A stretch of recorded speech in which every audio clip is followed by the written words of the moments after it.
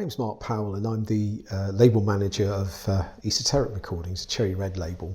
And last year the label put together and released a deluxe box set version of the album Sunburst Finish by Bop Deluxe. And we're following that up with a release in a similar format of the band's 1975 album Futurama. And I'm pleased to say that here with me today to talk about Futurama is Bill Nelson. Bill, thanks very much for coming into Cherry Red and having a chat about this. It's a pleasure. And you must feel like going over old ground, but we'll try and keep it as interesting as possible for you. It's a long time ago, It is. but to me the album Futurama still sounds as fresh as when it came out. I think it was very much an album that I think you can look back now and say it was probably slightly ahead of its time in a lot of the ideas. But the album came about after a kind of transition period for Bop Deluxe. You'd made the album Axe Victim, and then the lineup of the band that made that record disbanded. Yeah. And you formed another lineup, a new lineup of the band. Can you tell me why that happened, or how that came about? Yeah, I mean, originally the very first lineup of Bop Deluxe was made up of guys who I knew around my hometown of Wakefield, and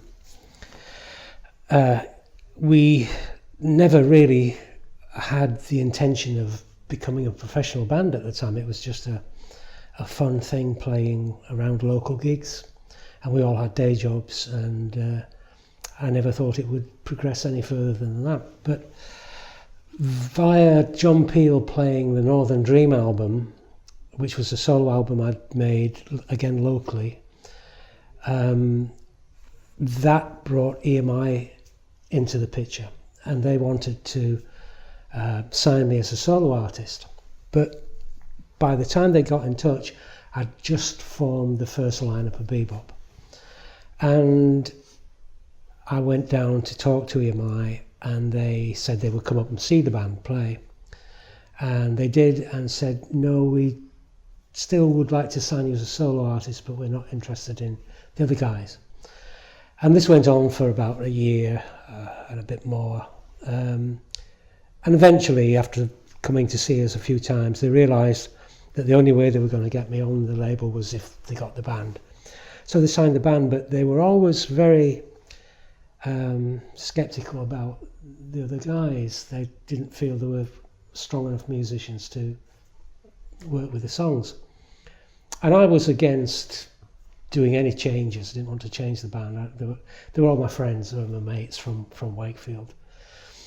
But we went out on tour supporting Cockney Rebel, and on that tour I realised I could see firsthand the difference between what was a really good professional band and my band. And I started to come around to EMI's way of thinking. So at the end of that tour, I decided to disband that lineup and find new musicians to work with. And the first people I ended up working with were actually two of Cockney Rebel, Milton Ream James, who was the keyboard player, and Paul Jeffries, the bass player. And they left Steve Harley. They'd had some internal problems with Steve, and they joined me. And Milton was from Birmingham originally and knew Simon Fox, who was a drummer, and introduced me to Simon, said he would be a good drummer for the band. And Simon came and rehearsed with us, and we went out and we did about, I don't know how many gigs, not very many, about 4 or 5 gigs or something. And I felt that it wasn't really right. It wasn't anything to do with the personalities of the people. We were all great people, but it just wasn't really gelling musically.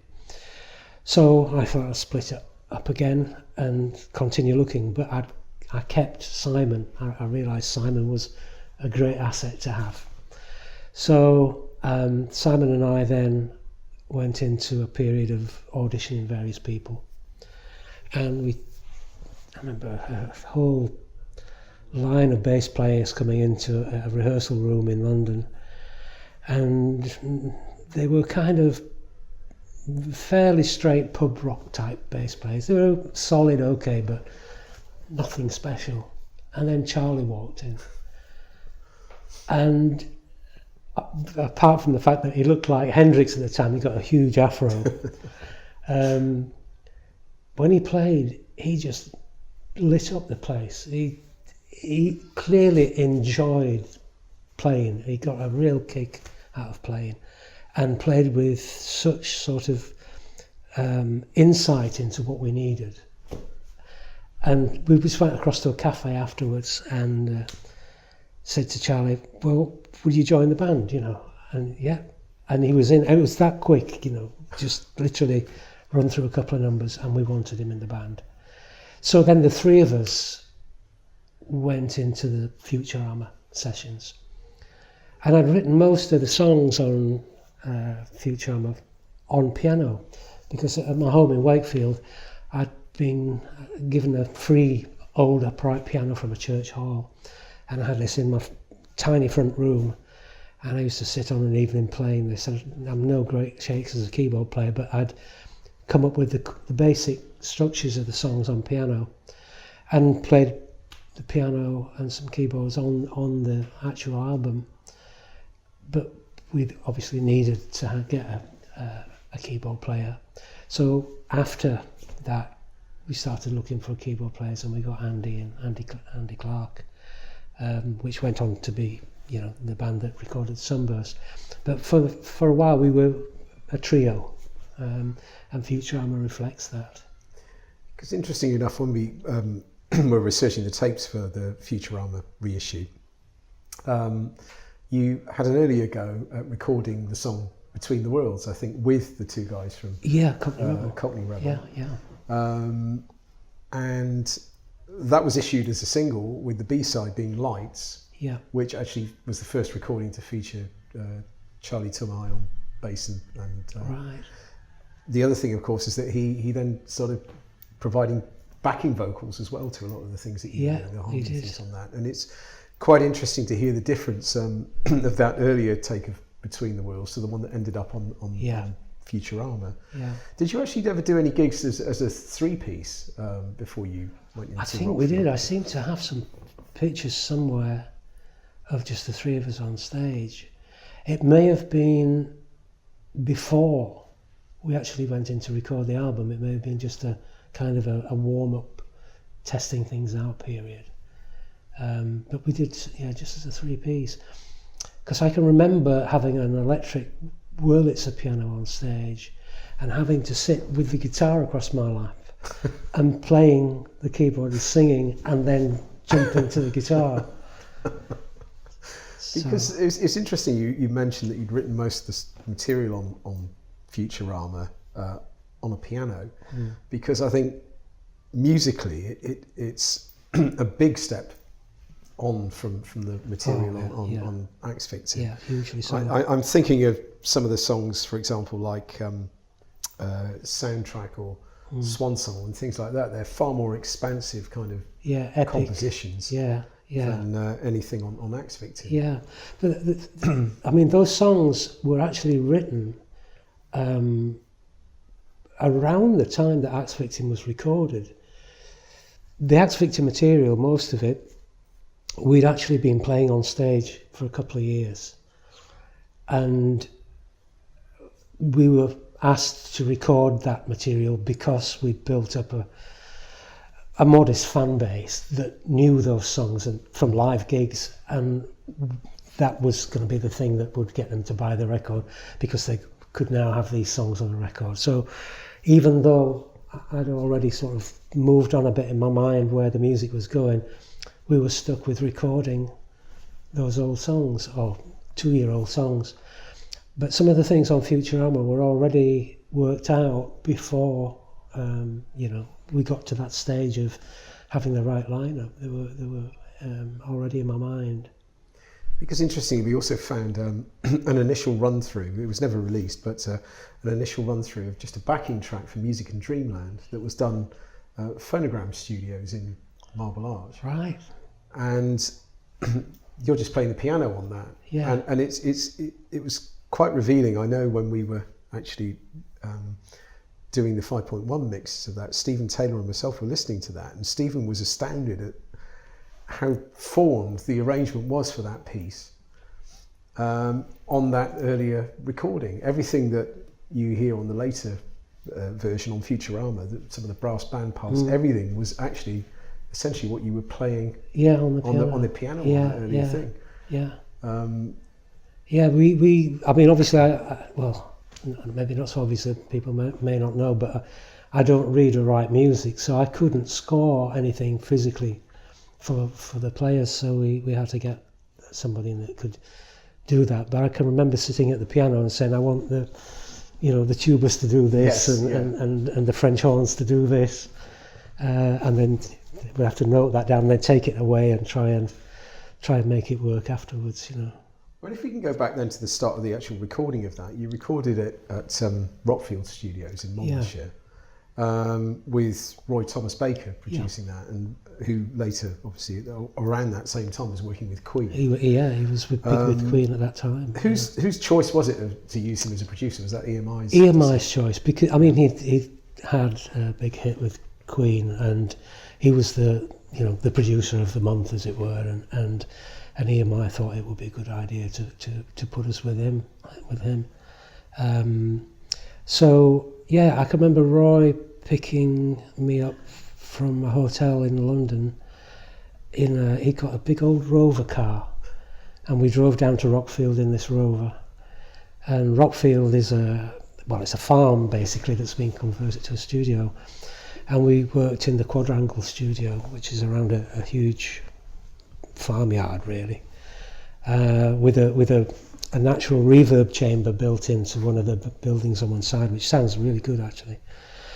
And we did the majority of the album down there. It was recorded looking at at least at the master tapes and so on, in a very quick sort of period, really, I think, relatively fast. Yeah, I don't know, I can't remember how long it took. It seemed to take a long time to me then, but that's maybe because, we'd only ever done Axe Victim, and that was done fairly quickly, I think. I think looking at it, I think it's about 8 weeks from start to finish, which is quite incredible, really, for an album of that complexity. Yeah.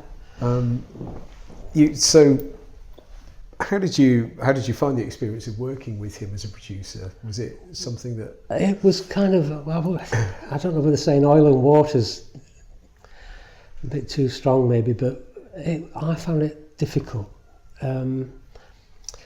Roy obviously had all the confidence of the success he'd had, and treated the whole process quite lightly in some ways. There's a lot of japes going on, and games being played and jokes being played on people. And I was into my second album with a new lineup, and the first album I felt I'd left behind and moved on, and I was so intensely serious about getting this one right. It was a big thing for me. And the japes that went on, I can remember one time in the studios, it was at Psalm actually, we were doing some vocal overdubs at Psalm Studios, and I'd got the headphones on, and I asked for a bit more level in the cans, and for a joke they turned them up flat out, and it just blew my ears out, and I had to throw the headphones off. And that was just one of a series of jokes that had been going on all day. Roy had set the mixing desk on fire at one point. He'd thrown sugar on it and put a match to it. So I exploded. I just said, look, any more of this and you're out of here. I don't care how famous you are. And him and the engineer, who was his pal, put their heads down and got on with it. And then afterwards he said to me, that was a bit prima donna-ish of you. And I said, well, what do you expect? So we were okay. We ended up being friends and everything, but I think he got the impression that I was too intense, and I got the impression that he was too, silly. Yeah, sort of frivolous. Yeah. But the real star, recording-wise, on that album was Pat Moran, the engineer, I just thought he was a fantastic engineer, And just watching him work and listening to the sounds he got, I learnt a lot just from watching, you know. And that's why for the next album I felt I needed to move into the producer's chair, because I felt I'd got enough of a general feel of, I'd seen, you know, 2 producers and a great engineer working. Why not have a go myself? So that's what happened. Because you're right. I mean, there's some incredible technical feats really on the record. I'm thinking about the closing tracks in particular of each side, soundtrack and swan song. They're very, very complex pieces of music. And thinking of the technology at the time, I know certainly when, you know, having the pleasure of being able to sort of listen to the original multi-tracks, they're so incredibly well recorded. And when you take into account the technical limitations of the period and some of the things that were achieved are quite remarkable on that. Well, there's a lot of editing of 24-track tape to make certain combinations of takes for mixers, and Pat would, you know, it's something that you don't do casually. You take a razor blade to the 24-track master and start splicing sections and moving them elsewhere. And it worked out perfectly every time. You know, you never put a foot wrong with that. So yeah, you had some, to my mind, some of the finest material I think Bop Deluxe ever recorded. I think in one track in particular, which to me was the hit single "You Never Had," "Made in Heaven," to me, which was 3 minutes of what you said in that 3 minutes was what other people take to say in about 9 or 10, I think, musically.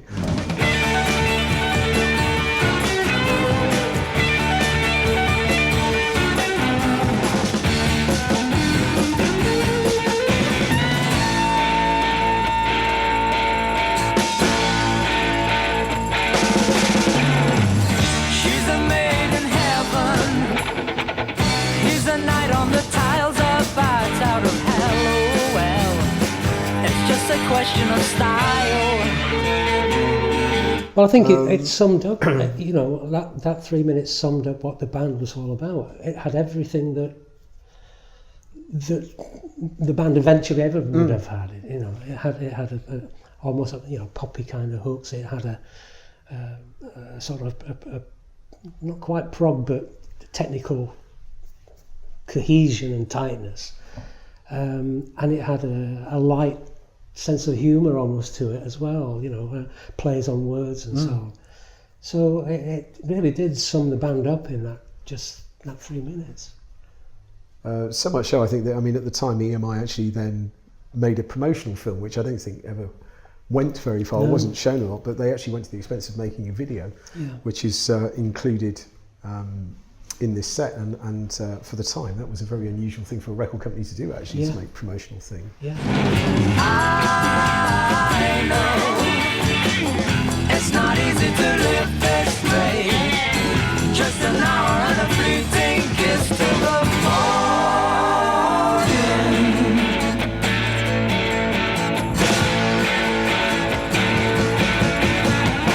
Silent nights of wonders. Day breaks through the door, so broken and torn, reborn. Well, it was before the days of MTV and absolutely, videos. yes. And another fine track, I think, for me on the album is Sister Seagull, which became a very strong live favourite in the band. Were those songs sort of written around that period, or did they?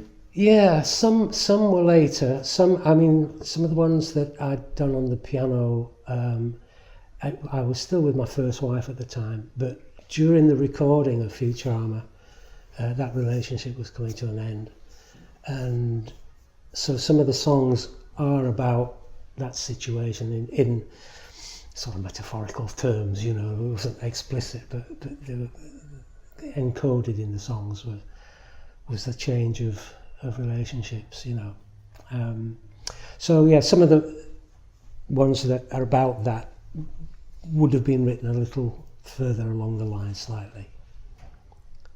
So we were talking earlier, we gave a brief mention to Music in Dreamland, which did have a really, I think, effective use of a brass band. The Grime Thought colliery band that you Yeah. recorded at Abbey Road. Yeah. I think in the past when we've spoken, you mentioned about how that there were some interesting things about that session and how the band initially had got, I think it was in the wrong key, or the music had been Yes. transcribed in the wrong key. Yes, the wrong yes. key. I think again because it was a friend of Roy Thomas Baker's called Peter Oxendale, and Peter had been in a band called Jet, but apparently was a properly trained musician, and so he was brought in to write out the parts for the brass band from my piano thing, and he'd gone home and transcribed them all, possibly from that tape as well. And came into Abbey Road the next day. And Peter, at the time, because Jet had a certain image, the band Jet, had lime green hair, white stiletto heel boots on, very tight, glossy, bright electric blue trousers and a pink jacket. And we were in the big room at Abbey Road, and the brass band was assembling at the back, and Peter arrived and came in the control room with all his parts written out, and had to walk down. It's a massive studio because it's a big orchestral studio. He had to walk right down the full length of the studio and hand the parts to the musicians. And the brass band are sat there looking at him, walking towards them with green hair, pink jacket on, and these are, tough miners from up north. Yeah. Sat there and they're going, "What the hell's this?" And he handed out the parts and then minced back to the room. And when they started to play it was completely in the wrong key with the backing track. And then somebody pointed out, I think it was the guy that was their conductor, pointed out that this is written in the wrong key for brass. It has to be transposed. And Peter hadn't remembered that is something you have to do when you're writing for brass. You have to transpose it to another pitch. So he then had to gather all of that and then write new pictures around it, and then we got it right. So around in the same session that day. Same session, yeah. Not writing out the notes, but putting different key signatures. Oh right, so I see. The front. Yeah. For each part, had to have a different key signature. So yeah, that was a bit of a. But it came out. I think for me, it's one of the most effective tracks on the album. I think it's a very original sounding piece of music. Yeah, that started life. I mean, the inspiration for that was I did a gig at Bretton Hall College in Wakefield, which is out in the countryside, and it's got a beautiful grounds. It's now the Yorkshire Sculpture Park.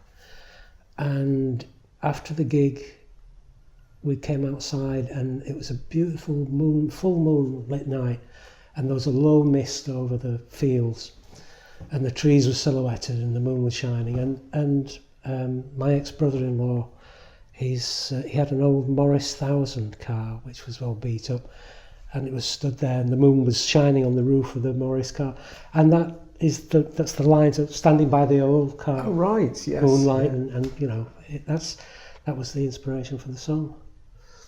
And then moving on to something that's completely different in style again is the piece Jean Cocteau, which was on there, which has got all sorts of other musical influences on there. Yeah. Well, that's my jazz side coming out. I'd been listening to jazz since I was a teenager, in my mid-teens, I think, early teens. My father played saxophone, so I'd grown up with a lot of jazz around me, and there's always been that kind of feel, that sort of phrasing in what I do, although I probably would be absolutely hopeless with the real jazz musicians around me, but that gave me some room to explore that side a little bit. And because I was a huge fan of Jean Cocteau, I wanted to do a tribute song to him, and we brought in I can't remember the guy's name now, it's obviously on the album, upright bass player, to play, which gave it a more of a supper club jazz feel. No, it's very effective, I think, and really beautifully recorded, that track as well, actually. It sounds absolutely fabulous. One thing I forgot to go back, I suppose, actually, on side one of the album is the song "Love with the Madman." Yeah. Lyrically, what is that? What's that about? Yeah. I don't know. It's one of those songs you kind of pluck images out of the air and you jot them down because they sound interesting and it sounds like it might mean something, but it doesn't always mean something at the time. You can read into it what you want afterwards, you know. A lot of music comes together like that, just free associating images and ideas. I still don't know to this day what it's about, but I don't think that matters. No. And as I say, we were talking as well about the sort of the two sort of epic tracks on the album. I mean, would that be the same with soundtrack? Was that just something that you lyrically you just? I think there were some elements in there of things I was going through at the time. Staying in certain hotels in London, I remember jotting down lines that came to me. I should have, I said to you earlier, I should have really listened to the album before we did this interview, but I haven't heard it for quite a while. There was definitely some personal things came into that one. Yeah. And when the album artwork was finally put together, there was a sort of an intriguing photograph that was on the back of the album with you. Yeah. Sort of dressed in a sort of Pierrot type costume and being held back. We found the whole photo session for that thing. Was that always intended to be something that you were going to use in the album package? Can you remember? Yeah, I had an idea. I'd read a book. Well, actually, I hadn't read a book by. This is a strange story, but I came up with this idea of a figure who was a free spirit, and I'd always liked Pierrots and Harlequins, and I thought a Harlequin costume would work. And I imagined this future society, sort of totalitarian society, where this character was running riot, and it would be held back by two sort of police officers or military police officers, and we ended up using SS costumes for Charlie and Simon, and I'd played the Harlequin character. And after I'd done that, it was about a year, I think, after I'd done that, I picked up a science fiction book called Repent Harlequin, Said the TikTok Man. And it was almost exactly the same sort of idea as I'd had. And in more recent years, a few years ago now, but in the 21st century, I got in touch with Harlan Ellison. He's now died. And we corresponded for a while. Okay. And I said, I had this idea. And then I found your book. And he checked out the records as well and knew about it. It was just amazing that we'd come up with a similar idea. Yeah. So that was what that was about. I'm not sure whether I originally might have wanted that as a front cover done in colour, but then Nehemiah had the idea for using that swan over the kind of city graphic. It's interesting actually, because when we did find the complete photo session, some of the photos looked as though they were taken with an album cover in mind, rather than as opposed to being something that would be on the back of it. Album. But it was it's a very effective and striking image. I think it's. Well, the title of the album as well, Futurama. I saw it as it could relate to a future dystopia or a utopia, whichever one however you interpreted that, or it could relate to the cheap guitars in the 60s that were called Futuramas. If you couldn't afford a Fender Stratocaster, or get your hands on a Stratocaster because they weren't around in this country in the late 50s, you'd buy a Futurama, which looked a bit like a Stratocaster. Yeah.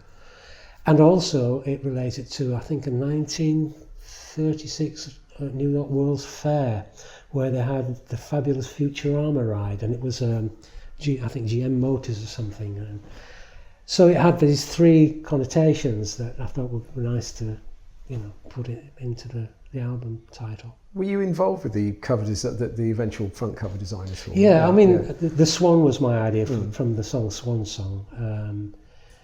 the way it was done wasn't quite how I envisaged it. I guess I thought something more photographic, but it was, you know, it's quite a striking two-dimensional graphic image, and I think it works for that. Yeah. If I can take you then to just after the album came out, you know, it came to touring. You then at that time did recruit Simon Clark, who was you then called Andy because he had two Simons in the band. Yeah. But how did you find him? How did he actually auditions again? I mean, I think we auditioned in a place in King's Cross, and several keyboard players turned up, and Andy was one of them. And he'd been playing with the band actually in Sheffield. I think he'd been at university in Sheffield for a while, and he'd been playing with a band called Mother's Pride in Sheffield. And he was the youngest of the keyboard players that came to the auditions. And immediately, again, it was like Charlie, you know, I saw that he was the right person for the job. The only thing that I felt about him at the time was he despite him being much younger, he kind of had this old hippie look about him. Yes. He had a long Afghan coat on and hair down to past his shoulders. And, you know, I remember we all had to have a bit of a go at him and say, come on, you know, you've got to, and, I'm not cutting my hair, you know. But eventually he got a bit smarter. And when we did Red Noise, we wanted the really short cuts. And again, we had problems getting Andy to do it, but he did it in the end. You know, bless him. One interesting thing that's in the book, the actual book of both versions of this album that we've just reissued, is a piece from the Radio Times from, I think, early 1975, where various radio presenters on Radio 1 are talking about musicians who they feel will be big in 1975, the next thing, and John Peel chose you. Yeah. There's an interesting photo of that. You all stood outside Broadcasting House by the church there. Right. And but your relationship. I mean, John Peel was a big supporter of yours. Yes, he was. Yeah. How did do you have many? Do you have fond memories of John then? At that sort of period? Yeah.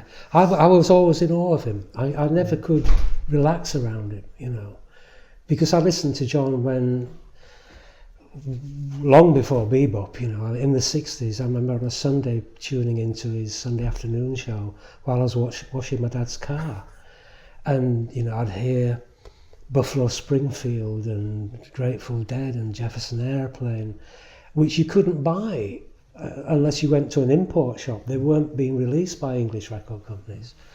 So, you know, I got a certain amount of my musical education from John that way.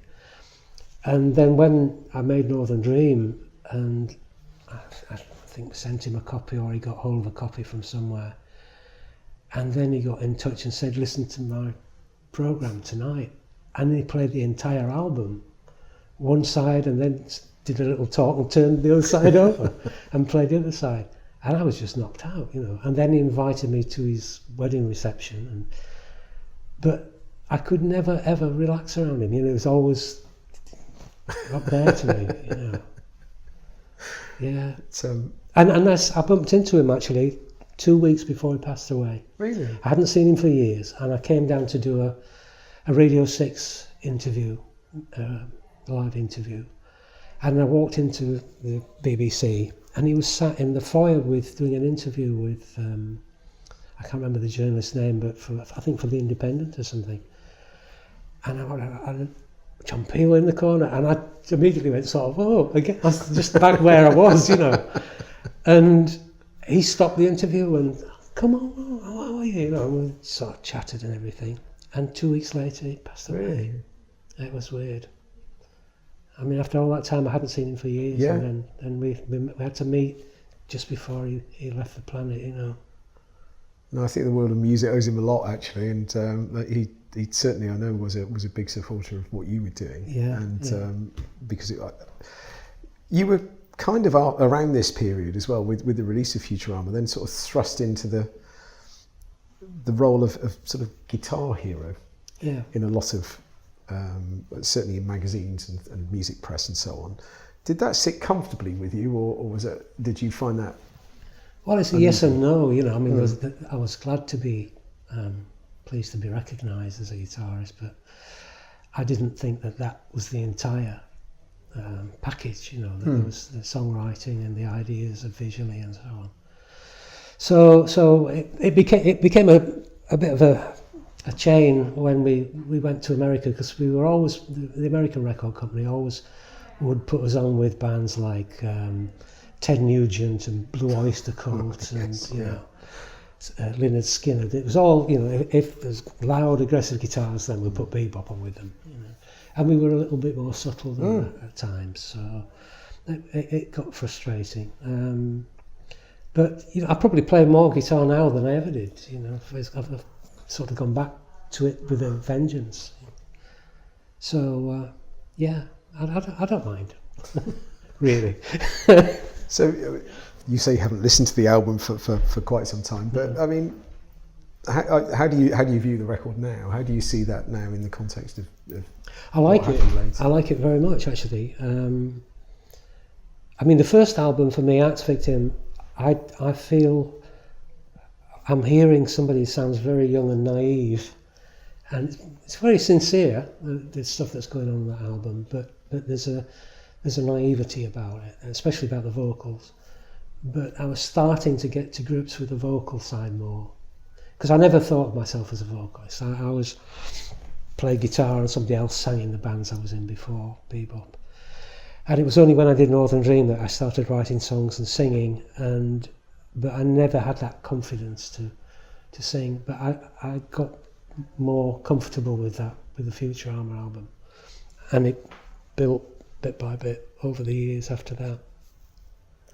Well, I still think, you know, 4 decades on from when it came out, I think the record is still sort of certainly one of my personal favourites of Bop Deluxe, and I know many others, and I think it stands out as quite a milestone in the albums that came out that year. Yeah. And I think with this new reissue that we're going to get a lot of people sort of appraising that and hopefully discovering that sort of music for the first time. Yeah, I hope so. I mean, I think because of the amount of I know it was done in a relatively short time, but there's a lot of work. It was very intense work. A lot of work went into it, and I think if there are people around, younger guys around now that might get to hear that, it's just the opposite of the let's bung a few samples together and we'll come up with something in 5 minutes. There's definitely a lot of thought gone into that album, and it shows, I think,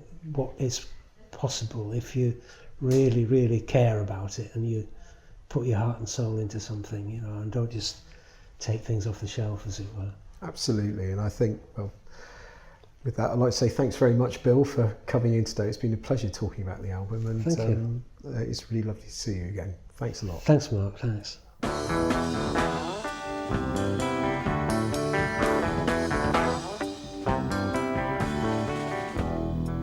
Sister Seagull, oh, you're flying me too